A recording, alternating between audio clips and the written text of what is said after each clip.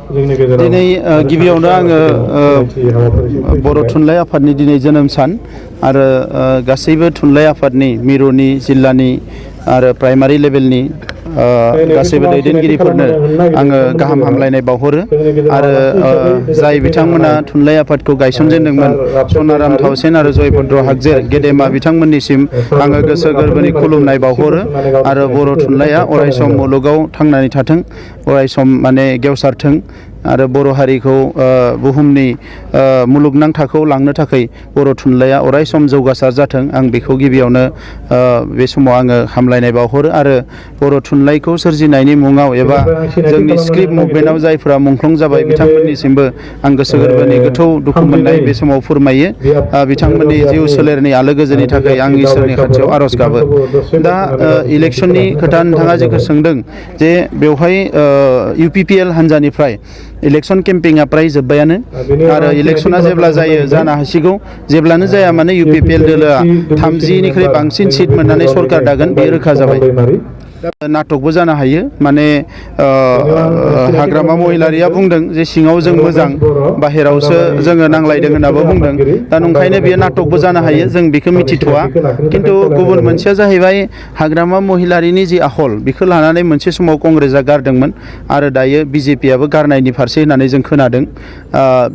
बेनि थाखाय दिनै BPFआनो दायनिगिरि जोंनि ओनसोलाव मोजां मोनसे आन्चलिकताबाद मोनसे दोलो नांगौ ओनसोलारि मोनसे दोलो नांगौ बेखौ बयबो लुबैयो आरो बेनिखायनो 17 बोसोर BPFनो भट होबोदोंमोन रायजो राजाफ्रा दिनै बिथांमोना ओनसोलनि खामानि मावैखाय बिथांमोनखौ रायजो राजाफ्रा जोगारबाय आरो UPPLखौ गोहोआव लाबोनो नागिरदों नाथाय BPFनिफ्राय मानसिफ्रा लासै लासै BJPआव थांगासिनो दङ दा बिथांमोननि जि साननाय हनाय BPF हिसाबैबो बिथांमोना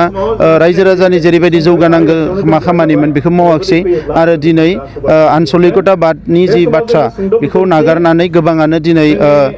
नेशनेल लेभेलनि पलिटिक्सआव थांगासिनो दङ थ' BPFआ माने हारिखौ गासैबो बिथिंनिफ्राय थेर बेथेर खालामनो दिनै सानगासिनो दङ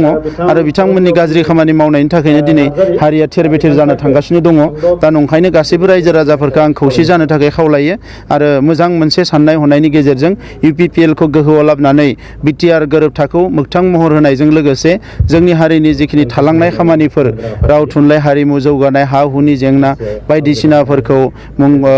मावफुंनो थाखाय जोङो बयखौबो खौसे जानानै आवगायबोनो थाखाय आं खावलायो। नुनो मोनाखै दासिम सोर सावदों दा सावनो हायो BPFआनो सावदों नामा हयथ'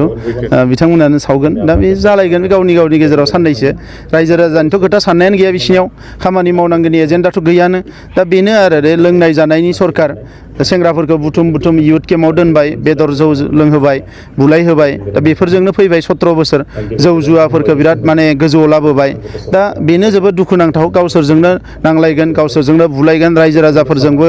माने माखासे हिंसा खालामगोन दा बेबायदिनो 17 बोसोरखौ दिनै BPFआ हगार हरबाय बेयो जोबोद दुखुनांथाव दा नंखायनो दिनै जोङो सोलायनाय नांगौ मोजां मोनसे थासारि लाबोनांगौ आरो हारिखौ जौगाहोनांगौ।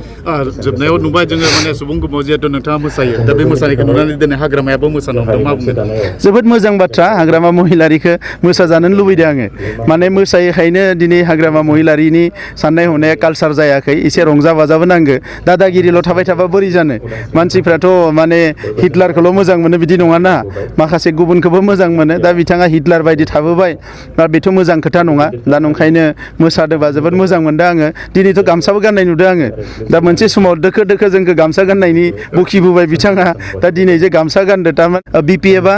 जों मोसानायखाय मोसादों BPFआ जों थाबायनायखाय थाबायदों आरो BPFआ दिनै हाग्रामा महिलारि जों गामसा गाननायखाय गानदों स' हाग्रामा महिलारिया जोंनि स्कुलनिनो सात्र जानो थांगासिनो दङ। 30निख्रुइ बांसिन सिट मोनगोन बेयो रोखा जाबाय आरो 30 सिटआव UPPLखौ रावबो फेजेननो हाया।